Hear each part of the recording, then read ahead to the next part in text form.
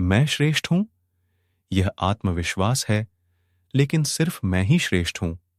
यह अहंकार है, व्यक्ति जो चाहे बन सकता है, यदि विश्वास के साथ इच्छित वस्तु पर लगातार चिंतन करें। प्रेम सदैव माफी मांगना पसंद करता है और अहंकार सदैव माफी सुनना पसंद करता है। जो रास्ता ईश्वर ने आपके लिए खोला है, उसे कभी भी कोई बंद नहीं कर सकता। मनुष्य का जीवन केवल उसके कर्मों पर चलता है। जैसा कर्म होता है, वैसा उसका जीवन होता है। एक बार माफ करके अच्छे बन जाओ, परंतु दोबारा उसी इंसान पर भरोसा करके बेवकूफ कभी न बनो। दोस्तों, आज की इस वीडियो में भगवान श्री कृष्ण के द्वारा बताए ज्ञान को विस्तार में समझेंगे। हमारे चैनल पर नए हो तो सब्सक्राइब जरूर कर लें और वीडियो में आगे बढ़ते हैं। दोस्तों, मन की गतिविधियों, होश, श्वास और भावनाओं के माध्यम से भगवान की शक्ति सदा तुम्हारे साथ है। जीवन में आधे दुख इस वजह से आते हैं क्योंकि हमने उनसे आशाएं रखी जिनसे हमें नहीं रखनी चाहिए थी। मैं ही इस सृष्टि की रचना करता हूं, मैं ही इसका पालन पोषण करता हूं और मैं ही इस सृष्टि का विनाश करता हूं।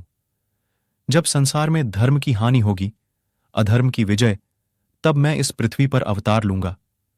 शांति से भी दुखों का अंत हो जाता है और शांत चित्त मनुष्य की बुद्धि शीघ्र ही स्थिर होकर परमात्मा से युक्त हो जाती है।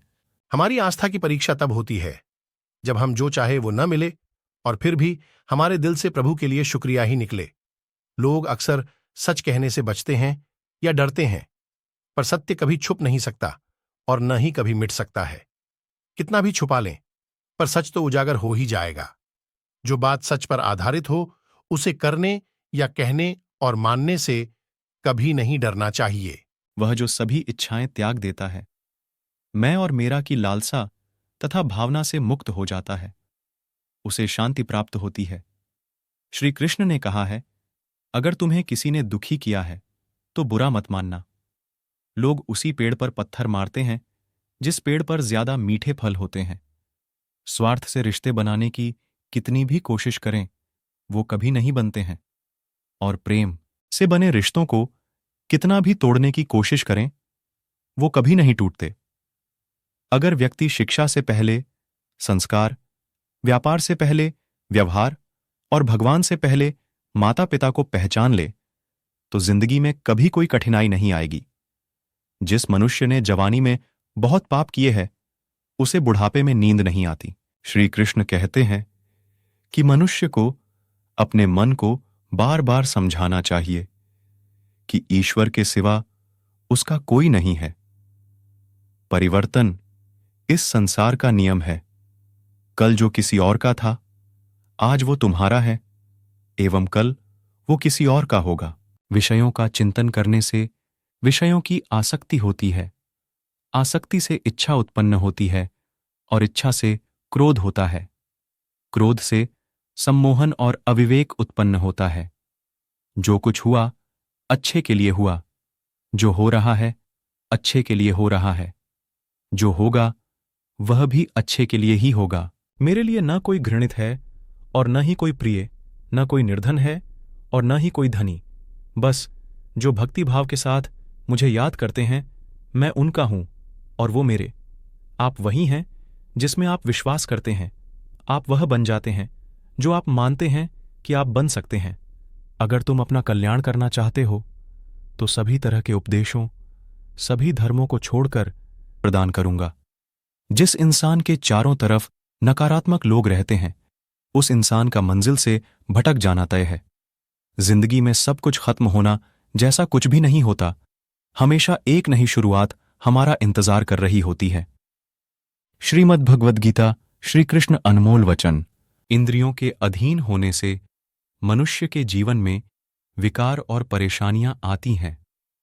सुख दुख का आना जाना सर्दी गर्मी के आने जाने के जैसा ही है, इसलिए इन्हें सहन करना सीखना ही उचित है। निर्बलता अवश्य ईश्वर देता है, परंतु मर्यादा मनुष्य का मन खुद निर्माण करता है। जीवन में वाणी को संयम में रखना अनिवार्य है, क्योंकि वाणी से दिए हुए घाव कभी भरे नहीं जा सकते। मनुष्य उसके लिए शोक करता है, जो शोक करने के योग्य नहीं है, और फिर भी ज्ञान की बातें करते हो।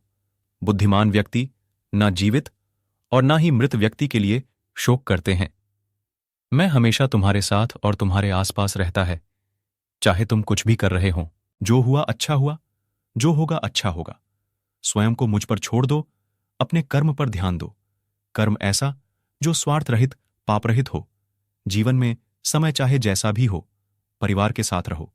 सुख हो तो बढ़ जाता है और दुख हो तो बट जाता है।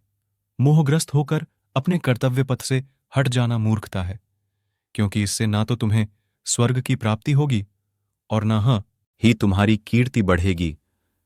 श्री कृष्ण कहते हैं कि सत्संग ईश्वर की कृपा से मिलता है, परंतु कुसंगति में पड़ना मनुष्य के अपने ही हाथों में होता है। यहां महाभारत के युद्ध में अर्जुन को दिए गए 10 अनमोल उपदेशों के बारे में बताया जा रहा है। कर्म का फल व्यक्ति को उसी तरह ढूंढ लेता है जैसे कोई बछड़ा सैकड़ों गायों के बीच अपनी मां को ढूंढ लेता है। इस संसार में कुछ भी स्थायी नहीं है।